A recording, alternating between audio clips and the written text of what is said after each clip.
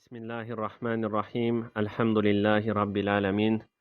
Vessalatu vesselamu ala eşrefil enbiya vel mursalin. Nebina Muhammedin ve ala alihi ve sahbihi ecma'in. Əmmə ba'd. Sələfin qatında iman başlığı altında silsilə dərslərimizin bugün inşallah 3-cü dərsidir. Keçən dərsimizdə iman sözünün lüğətdəki mənasından, daha sonra şəriətin ona verdiyi istilahi mənasından danışdıq.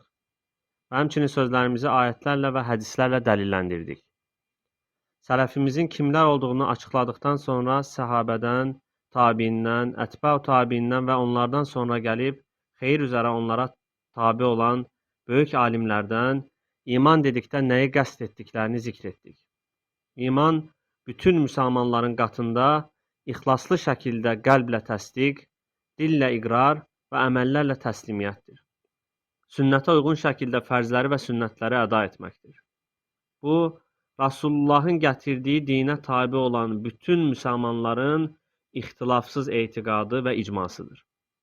Müsəlmanların icması ilə insan nə zaman iman etmiş olur, onu öyrəndikdən sonra bu dərsdə inşallah sizi Cəhmiyə, Murciə və Əşarilərin etiqadı ilə tanış edəcəm.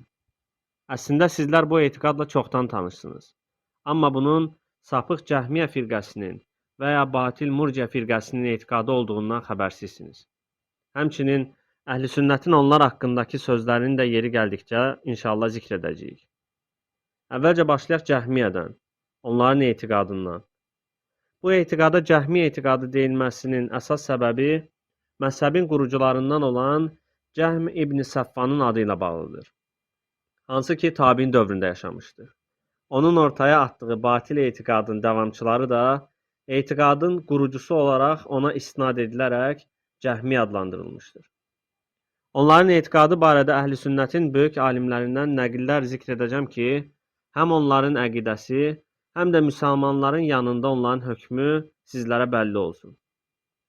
İmam Əhməd Rahiməllahın oğlu Əs-Sünnə kitabında Hicri 197-ci ildə vəfat etmiş Vaki Rahiməllahın belə dediyini nəql edir. Cəhmiyə deyir ki, Allah qatından gələnləri qəlb ilə bilən üçün sözə və əmələ ehtiyac qalmaz. Və Vaki Rahimallah davam edir, deyir ki, bu küfürdür. Yenə başqa bir nəqildə deyir ki, Cəhmiyə iman qəlb ilə bilməkdir demişdir. Kim iman qəlb ilə bilməkdir deyərsə, ondan tövbə etməsi istənilər. Tövbə edərsə nə ala, əks halda boynu vurular. Vaki Rahimallahın sözləri burada bitir. İmam Əhmədin oğlu Abdullah Əs-Sünnə kitabında yenə tabiinlərin alimlərindən Fudeyl bin İyadın rahiməhullah belə dediyini nəql edir. Deyir ki, Cəhmiyə iman söz və əməl olmadan mərifətdir, yəni bilməkdir, deyir. Bir digəri Hicri 224-cü ildə vəfat edən Əbu Ubeyd Əl-Qasim bin Sallam rahiməhullah, hansı ki, o Əbu Ubeyd ki, Hicri 157-ci ildə anadan olub. Sufyan bin Uyeynə, Abdullah ibn Mübarək, Şərik bin Abdullah kimi alimlərdən dərs alıb və neçə-neçə məşhur alimlərin müəllimi olmuşdur. Əbu Ubeyd Əl-Qasim rahiməhullah Əl-İman kitabında Cəhmiyə haqqında belə deyir. Deyir ki, sonra onlardan üçüncü bir firqə ortaya çıxmış və iki firqədən də ayrılmışdır. Bu firqə nə elm əhlindəndir, nə də din əhlindəndir. Bunlar demişlər ki, iman söz və əməl olmasa da, qəlblərlə Allahı bilməkdən ibarətdir. Şübhəsiz ki, bu söz bizim qatımızda həniflik dininə mənsub bir kimsənin söyləyəcəyi sözlərdən deyil. Çünki bu söz Allah Əzzə və Cəllənin və onun Rasulunun buyruqlarını yalanlamaq deməkdir. Yəni, gördüyünüz kimi onların həniflik dininə mənsub olmadıqlarını, yəni müşriklərdən və kafirlərdən olduqlarını deyir. Qısa şəkildə Cəhmiyyənin etiqadı budur. Ümumən, dərslərdə sıralamalar çox əhəmiyyətlidir. Keçən dərsdə üzərində icma olunan etiqadı açıqladım ki, ona müxalif olan etiqadı gördükdə batil dərhal tanınsın. Bu səbəblə də Cəhmiyyənin batilliyi barədə uzun-uzadı danışmayacağam. Sələfdən bir neçə nəfərin sözü ilə kifayətlənək. Üstəlik, isimləri isə tanış olan alimlərdən zikr etdim ki, təəssüflər olsun ki, bu ümmət əhl-i sünnətin böyüklərini tanımırlar. Və zikr etdiyim isimləri də inşallah araşdırar və onların da kim olduqlarını öyrənərsiniz. Amma bunu Şeyx Google-dan öyrənməyə çalışsanız, şübhəniz olmasın ki, o sizi səhv yönləndirəcək. Yaxşı olardı ki, alimləri araşdıranda, ümumən etiqadla bağlı hər hansı bir şeyi araşdıranda bunu kitablardan araşdırasınız. Etiqadlarında Cəhmiyyəyə ən çox bənzəyənlər Əşarilər və Murciələrdir. Hicri 242-ci ildə vəfat etmiş Muhammed bin Əsləm Ət-Tusi rahiməhullah Əl-İman kitabında bu barədə belə deyir. Murciənin və Cəhmiyyənin qiyası birdir. Cəhmiyyə imanın söz və əməl olmadan bilməkdən ibarət olduğunu demişdir. Murciə isə imanın qəlbin təsdiqi və əməl olmadan söz olduğunu iddia etmişdir. İki firqə də iblisin tərəfdarıdır. Onların sözünə görə iblis mömindir. Çünki o Rəbbini bilmişdir və onu birləmişdir. Və davamında Sad surəsinin 82-ci ayətini gətirir ki, hansı ki orada iblis Allahın izzətinə and içir. Və Haşr surəsi 16-da Allahdan qorxduğun deməsini və bir neçə digər ayətləri zikr edir. Hicrətin 3-cü əsrində vəfat edən böyük mühəddis İshak rahiməhullah Murciə haqqında deyir ki, sonra Murciə o qədər irəli getdi ki, onlardan bir topluluq belə deməyə başladı. Fərz namazları, Ramazan orucu, zəkatı, həcci və bütün fərzləri inkar etmədən tərk edən kimsəni təkfir etmərik. Bura diqqət edin, çünki müasirlər də eynən Şeyx Rahiməllahın dediyi kimi, yəni müasir devrin murciaları da keçmiş murcialara müvafiq olurlar. Onlar da deyirlər ki, inkar eləmirsə, fərzi tərk eləsə də biz onları təkfir etmərik. Və şeyx davam edir, bunları dili ilə qəbul edən bir kəsin halı Allaha həvalə edilir. Yəni bu murcianın dediklərindir. Məhz bunlar haqqında heç bir şübhənin olmadığı murciədir. Şeyx İshak rahimehullah deyir ki, bunlar haqqında heç bir şübhənin olmadığı murciədir. Murciə etiqadı barədə biraz daha təfsilata gedək. İrcanın mənası hər hansı bir şeyi sonraya saxlamaq, yəni həvalə etmək deməkdir. Vaxt uzanmasın deyə çox təfsilata girməyəcəm. İstəyən Əl-Əshəri rahiməllahın Təhsibul Lüğə kitabına və yaxud da İbn Quteybənin Qaribul Hədisinə və yaxud da Hicri 581-də vəfat edən Əbu Musa Əl-Mədəninin Məcmu'l Muğis kitabına baxa bilərlər. Orada dilçiliklə bağlı daha təfsilatlı şəkildə, yəni irca sözünün, murciə sözünün hansı mənalara gəldiyini və racih olan görüşlərin hansı olduğunu daha təfsilatlı şəkildə dilçi alimlər ortaya qoyublar. Və murciələr ilk ortaya çıxan firqələrdəndir. Belə ki, böyük günahlara görə təkfir edən xavariclərə zidd olaraq murciə firqəsi meydana çıxmışdır. İsimlərinə gəldikdə isə Tabari rahimehullah Təzibul Əsərdə belə bir rəvayət zikr edir.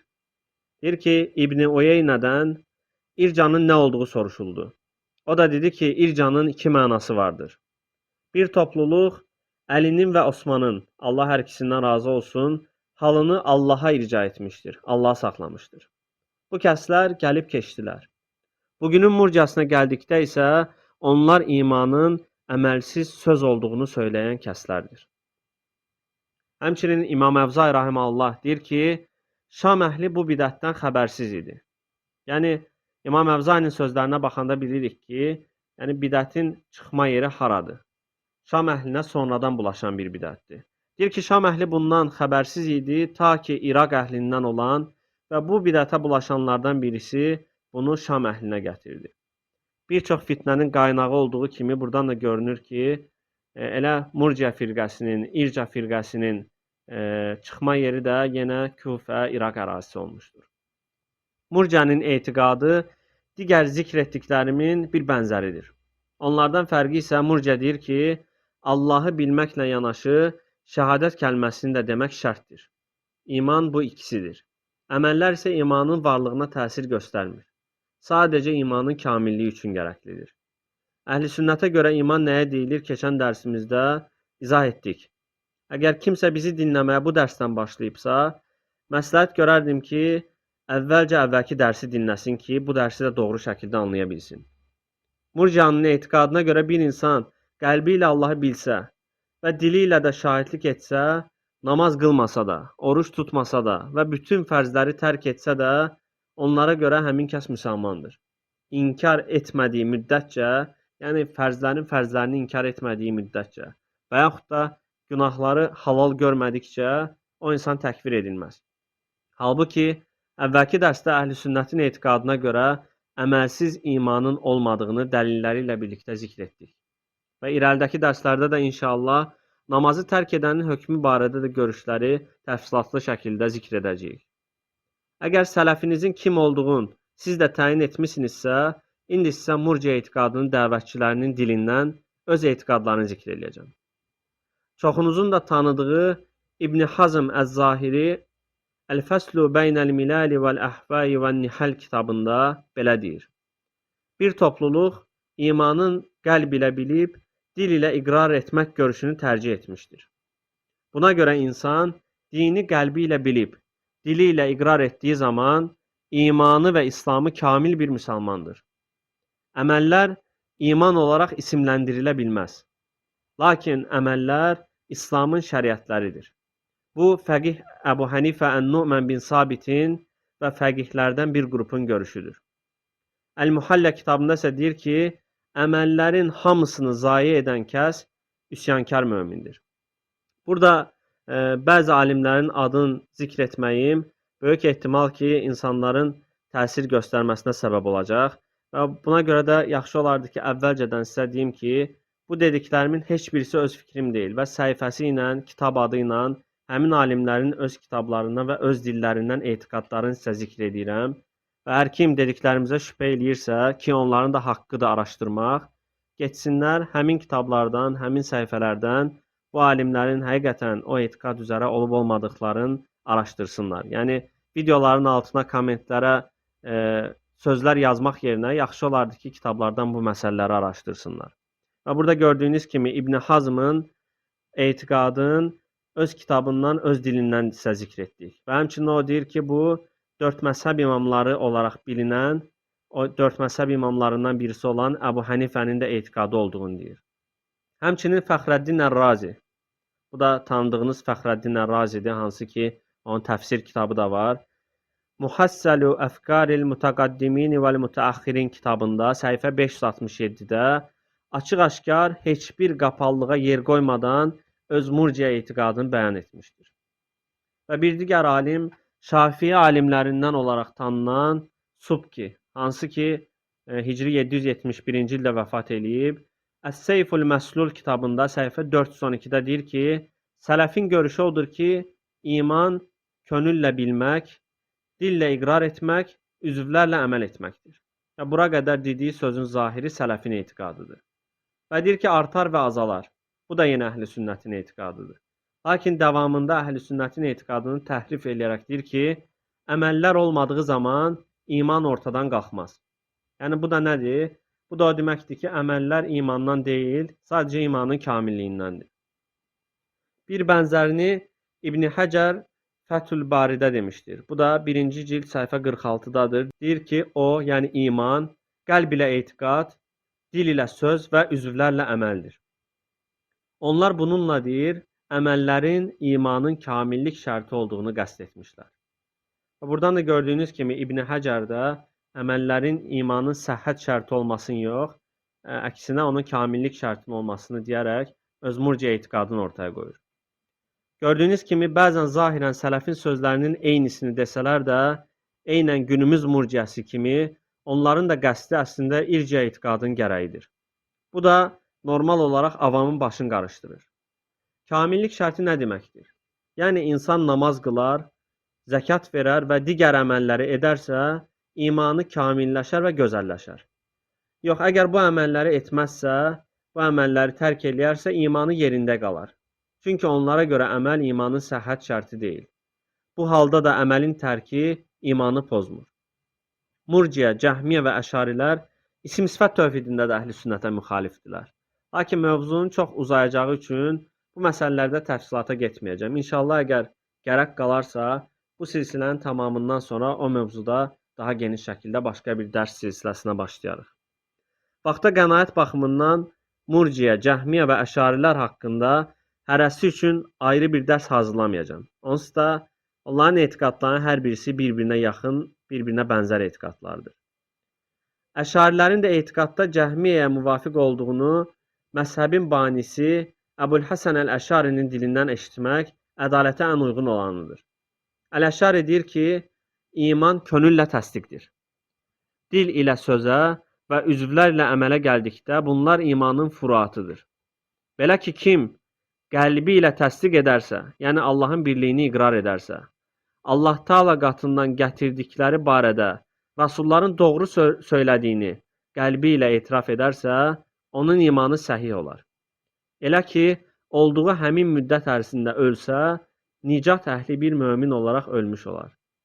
Yəni, nə deyir Əbulhəsən Əl-Əşari?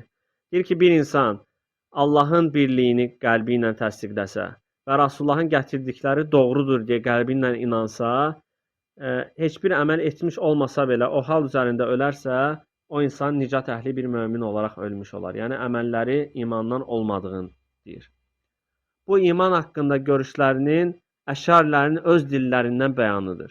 Hətta Əl-Əşari Əl-Muciz isimli kitabında Əbülhüseyn Əs-Salihin görüşünü zikr edir və deyir ki, bu mənim də tərcih etdiyim görüşdür. İndi baxaq, Əs-Salihin görüşü nədir? Əs-Salih deyir ki, iman Allahı bilməkdir. Küfür də ancaq onu bilməməkdir. İman ancaq Allahı bilməkdir, küfür də onun cahili olmaqdır. Yəni, bunlara görə bilmək kifayət eləyir. Hətta sözə və əmələ də ehtiyac yoxdur. Bir neçə məşhur əşari alimlərdən də nəqillər gətirəcəm ki, araşdırmaq istəyənlərə mənbə vermiş olaq və həmçinin də əşariliyi bəlkə də başqa cür tanıyanlar var, onlara da araşdırma imkanı vermiş olaq. Məşhur alimlərindən Baqillani, bir çoxunuz bunu kitablarda bu ada rast gəlmişsiniz. Baqillani deyir ki, yenə insan Allah Əzzə və Cəlləyə imanın onun tək olduğunu qəlb ilə təsdiq etmək olduğunu bilməlidir. Bir digəri, Əl-Beycuri, şəhadət kəlməsi tələffüz etməyin, yəni bu şəhadəteyni tələffüz etməyin imanın səhhət şərti olduğu görüşünə fikir bildirərkən deyir ki, bu necə ki, tələffüsün, yəni la ilahə illallah deməyin imanın şərti olduğu görüşü kimi zəif bir görüşdür. Yəni, gördüyünüz kimi, şəhadət kəlməsini deməyin insanın İslam'a girməsi üçün şərt olduğunu zəif görüş olaraq deyir. Və özü üçün racih olan görüşü zikr edir. Deyir, racih olan bunun sadəcə dünya hökmlərinin tətbiqi üçün şərt olduğudur. Məsələ təhqiq edildiyi zaman tələffüz imanda kamillikdir, deyir. Bu da Xəşyətül Beycuri Aləmətnis Sənusiyyə səhifə 57-də keçir. Bu görüş həmçinin təfsirçi Maliki və Əşari olan Qurtubinin də etiqadıdır. Qurtubi də bildiyiniz həmin Quran təfsirçisi olan Qurtubidir. Həmçinin İmamul Harameyn kimi məşhur olan Abdülməlik Əl-Cüveyninin də görüşü bu cürdür. Və yenə Cüveyninin tələbələrindən olan və onun Əl-İrşad kitabını şərh edən Əbülqasim Əl-Ənsari belə deyir. Bizim əshabımızın, yəni qəsdi əşarilərdir. Bizim əshabımızın görüşlərinə gəldikdə, onlardan hədis əhli və araşdırmacı olan bəzi təhqiq əhli imanın təsdiq olduğu görüşünü tərcih etmişdir. Şeyximiz Əbulhəsən də belə söyləmişdir. Onun təsdiqin mənası haqqında verdiyi cavablar da fərqlidir. Bir səfərində təsdiqin onun varlığını, əzəlliyini və ilahlığını bilməkdir demişdir. Bir səfərində də təsdiq içdəki bir sözdür ki, bu mərifəti də əhatə edir, yəni bilməyi. O olmazsa olmaz demişdir. İbn Həcər Əl-Heytəmi İbn Həcər Əl-Heytəmi Ət-Tə'rifu fil-Əsləyni və Təsavvuf adlı kitabında səhifə 117-də deyir ki, Nəvəvi söyləmişdir ki, gücü yetən kimsəni öhdəlikdən qurtaran şey təsdiq etdiyini, yəni şəhadət kəlməsini dilə gətirməsidir. Əks halda əhl-i sünnətin icması ilə əbədiyyən cəhənnəmdə tərk edilər. Gördüyünüz kimi burada İbn Həcər Nəvəvinin görüşünü zikr eləyir, hansı ki bu görüş imanın söz olduğu görüşüdür. Və davamında özü Nəvəviyə də müxalif bir görüşü müdafiə edərək deyir ki, lakin mühəqqiqlərdən bir topluluq bu kəsin, yəni dil ilə təsdiq etməyənin qəlbindəki imana baxaraq qurtuluşa çatacağı görüşünə meyl etmişlər. Şəhadəteyni dilə gətirmək və üzvlərin itaəti imana daxil deyildir. Ancaq imanın kamillik şərtidir. Bu da İbn Həcər Əl-Heytəminin görüşü. Hansı ki illərlə bizə bu isimləri əhl-i sünnət alimləri olaraq göstərməyə çalışıblar. Həm əhl-i sünnətin etiqadı, həm də cəhmiyə, murciə və əşarilərin etiqadı qiyas apara biləcəyiniz şəkildə sizə açıqlandı. Mənbələrdən araşdırmağınız üçün mənbələr də zikr edildi. İndi sual ortaya çıxa bilər ki, hər şey bu qədər açıq olduğu halda, bəs necə olur ki, murciə etiqadı bu qədər geniş yayılıb? Bunun səbəblərindən birisi dərs boyu adlarını çəkdiyim bu etiqadı qəbul edən məşhur alimlərin olmasıdır. Və onlar bu etiqadın yayılmasında böyük rol oynamışlar. Çünki hər birisinin böyük tələbə topluluğu və geniş auditoriyası var idi. Bir digər səbəb də bu etiqadın bəzi xəlifələrin və hökmdarların istəklərinə və arzularına xidmət etdiyi üçün onlara meyl etməsi olmuşdur. Dövrümüzdəki kimi. Hətta Abbasi xəlifəsi Əl-Mə'munun məşhur bir sözü var. Lələkai öz kitabında bunu zikr eləyir. Mə'mun deyir ki, irca hökmdarların dinidir. Həmçinin Rəqabə bin Məsqalə rahiməhullah, hansı ki, hicrətin 219-cu ilində vəfat edən alimlərindəndir, deyir ki, yanında həva əhlindən bəhs edildikdə belə demişdir. Rəqabə bin Məsqalə rahiməhullahın yanında həva əhlindən bəhs edildikdə belə deyir. Murciəyə gəldikdə onlar hökmdarların dini üzərədir. Elə günümüzdə də elədir. İşləri gücləri çıxıb əskərdən, polisdən daha çox kralları və başçıları müdafiə etməkdir. Dilləri ilə biz demokratıq, bizim yolumuz demokratiya yoludur, biz tolerant dövlətik deyən insanları zorla müsəlman çıxartmaq istəyirlər. Bununla yanaşı müsəlmanları da dərslərində ad çəkib hədəf göstərirlər ki, bunlar dövlətə qarşıdırlar, bunlar xavaricdirlər. Allah sizlərə hidayət etsin.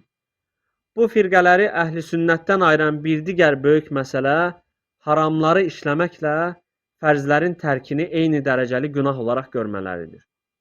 Əhl-i sünnətə görə bir müsəlman şirk və günah istisna olmaqla günahlardan bir günahı işləyərsə və bunu halal saymazsa, o zaman günahkar bir müsəlman olar. Lakin namaz kimi, zəkat kimi fərzləri tərk edərsə, bu halda onun halal görərəkmi tərk etdi, fərzliyini inkar edərəkmi tərk etdi, buna baxılmaz. Murciə isə bu ikisini eyni tutmuşdur. Əhl-i sünnətin bu məsələdəki etiqadını zikr eləyək. İmam Əhmədin oğlu Abdullah Əs-Sünnə kitabında Məqil bin Abdullahdan rəvayət eləyir. Deyir ki, Mədinəyə gəldim və Nafinin yanında oturdum. Nafi də kimdir? Abdullah İbni Ömərin azadlısıdır. Ona, ey Əbu Abdullah, sənə bir işim düşdü dedim. Sonra ona onların, yəni murcianın sözlərini dedim. O da Rasulullah sallallahu aleyhi və səlləmin İnsanlar la ilahe illallah deyənə qədər onlarla vuruşmaqla əmr olundum hədisini zikr etdi. Dedim ki, lakin onlar deyirlər ki, biz namazın fərz olduğunu deyirik, amma onu qılmırıq. Şərabın haram olduğunu qəbul edirik, amma içirik.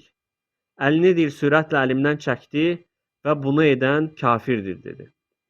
Hicrətin 233-cü ilində vəfat etmiş, 70 min hədisi əzbərə bilən, Buxarinin, Müslimin, İmam Əhmədin və bir çox hədis aliminin özündən hədis rəvayət etdiyi və əminliyində icma etdikləri İshaq bin Rahuya rahiməhullah deyir ki, elm əhli icma etmişdir ki, İblis Adəm əleyhissalama özünü ondan daha xeyirli gördüyü üçün səcdə etməmiş, kibirindən ötürü ona səcdə etməyə qəbul etməmiş, mən ondan daha xeyirliyəm, məni atəşdən yaratdın, onu isə palçıqdan yaratdın. Atəş palçıqdan daha qüvvətlidir demişdir. Və şeyx deyir ki, görüldüyü üzərə İblis Allahın ona səcdə etməyi əmr etməsi xüsusunda şübhəyə düşməmişdi.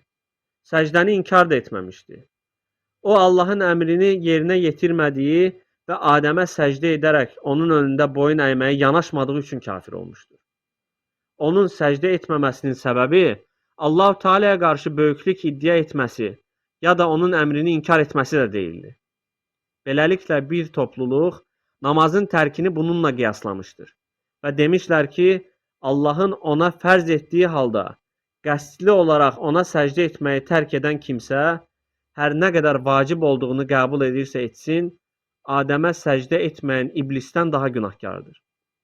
Çünki Allah-u Teala namazları qullarına ancaq özü üçün fərz buyurmuşdur. Namaz ilə yaratdıqlarına deyil, ancaq özünə boyun əymələrini əmr etmişdir. Beləliklə, namazı tərk edən kəs Adəm əleyhissalama səcdə etməyən iblisdən daha günahkardır və xəfifə almaq yönündən, yəni Allahın əmrini xəfifə almaq yönündən daha irəlidədir. Necə ki, iblisin əmri xəfifə alması və Adəmə səcdə etməyə təkəbbürlənməsi onun əleyhinə hüccət oldusa və bunun nəticəsində də kafir oldusa, eyni şəkildə namazı qəsdli olaraq vaxtı çıxana qədər tərk edən kəs də kafir olur. İshak bin Rahuya rahimehullah bunu alimlərin icması olaraq nəql etmişdir. Belə ki, o, insan bu rukunları qəbul etdikdən sonra bunları tərk etməsi səbəbilə kafir olmaz deyənlərin sözlərini Murciyanın sözlərindən saymışdır. Sufyan bin Uyeynə də eynisini söyləmişdir. İndi diqqətinizi yönəltmək istəyirəm Sufyan bin Uyeynənin sözünə. Deyir ki, Sufyan bin Uyeynə rahimehullah, Murciyə fərzlərin tərkini haram işləmək dərəcəsində günahlar olaraq isimləndirmişdir. Halbuki bu ikisi bir deyildir. Çünki haramları halal saymadan qəsdi olaraq etmək günahdır. Lakin üzr olmadığı halda fərzləri tərk etmək isə küfürdür. Və gördüyünüz kimi qiyaslasanız ki, Sufyan bin Uyeynə kimi, İshak bin Rahuya kimi böyük alimlərin sözlərini müasir alimlərin olsun, istər digər murci alimlərin sözlərin olsun, görürsən ki, bu sözlərin hər birisi bir-birinə ziddir. Və bugün Mədinə tələbələrinin, Məkkə tələbələrinin, Səudi alimlərin sözlərinə də qulaq assan, onlar da deyirlər ki, bir kim namazı, zəkatı, fərzləri tərk eləyərsə, əgər onun fərz olduğuna etiqad eləyirsə, fərzliyin inkar etmirsə, o insan təkfir olunmaz. Və gördüyünüz kimi, dəlilləri ilə, səhifələri ilə, kitabları ilə, isimləri ilə zikr etdiyimiz şəkildə bu sözlər Murciyanın sözüdür. Və sələfin sözlərini də zikr etdim ki, sələf bu cür söz deyənləri Murci adlandırır və bunun küfr olduğunu deyir. Həqiqətən alimlər peyğəmbərlərin varisləridir. Amma o alimlər sizin qəsd etdiyiniz kimi Bəl'am olan, kralların müdafiəçisi olan alimlər deyil. Əksinə, adlarını çəkdiyim bu kişilərdir. Maraqlıdır, bunların açıq sözlərini bundan sonra artıq avama necə təhrif edib aldadacaqsınız? Yoxsa bizə dediyiniz kimi, İslamın ilk əsrlərində yaşamış, hədis rəvayət etmiş, etibarlı ravilər olaraq qəbul edilmiş bu kişilərə də xavaric mi deyəcəksiniz? Gələn dərsimizdə Allah nəsib edərsə, niyə bu Səudiyyə tələbələrinə və onların şeyxlərinə Murciə dediyimizi daha açıq şəkildə açıqlayacağım inşallah. Sizlər üçün Allahdan hidayət diləyirəm. Ədalətli olun, onların təqlidçiləri olmayın. Dəlilə sarılın ki, qurtuluşa çatasınız. Allah Azə və Cəllə bu dərsləri hər birimiz üçün faydalı etsin. Allah Azə və Cəllədən diləyirəm ki, bu dərsləri Murciyaların təsirində qalan, onların dəvətlərindən təsirlənən insanların hidayətinə səbəb etsin, vəsilə etsin. Allahümmə əmin, Allahümmə əmin, Allahümmə əmin. Subhanəkə Allahümmə və bihamdik. Əşhədu ən la ilahə illə ənt. Əstəğfiruka və tubu ileyk.